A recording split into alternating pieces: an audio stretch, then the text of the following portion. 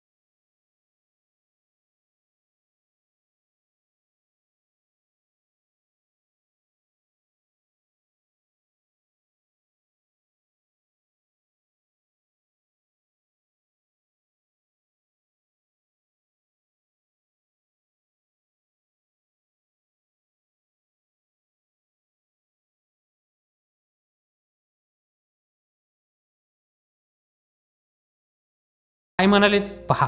त्याच्यामध्ये आता प्रायमा फेसी आमच्याकडे जो आता इन्फॉर्मेशन आहे आणि जो आपल्याकडे एव्हिडन्सेस आहे त्यामध्ये 2 गटामध्ये छोटासा राडा झाला होता, लोक इकट्ठे झाले होते.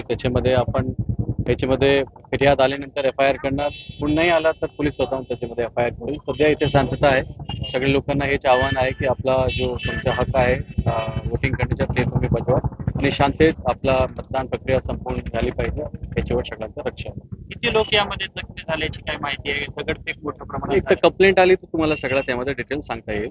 पण आपला जो CCTV फुटेज वगैरे आहे, जो व्हिडिओज आहे त्याच्यावर अनालिसिस करून जो लिगल कारवाई आहे ते पोलीस करणार. शांततेसाठी काय आव्हान असणार साहेब? शांततेसाठी हेच आहे, सगळ्या लोकांना शांततेत आपला वोट करा. कुठलाही इश्यू आला तर पोलिसांना कॉन्टॅक्ट करा, इलेक्शन कमिशनच्या लोकांना कॉन्टॅक्ट करा. गेवराईमध्ये आता काही विशेष पोलीस बंदोबस्त तैनात केलाय, वाढवला लागेल. तिथे आपले SDPO आहे, ॲडिशनल SP साहेबांची इथे व्हिजिट झाली होती. मी पण इथे आलेलो आहे. ते आम्ही एक्स्ट्रा एक RCP दिलेली.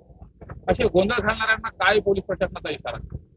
सिंगल वर्ड आहे, जे कोणी ते करत आहे आम्ही कोणालाही त्यामध्ये बक्षणार नाही. सगळ्यांवर त्यांच्यावर कारवाई होईल आणि त्याच्यानंतर तडीपार आणि MPDची सुद्धा कारवाई होईल. थँक्यू.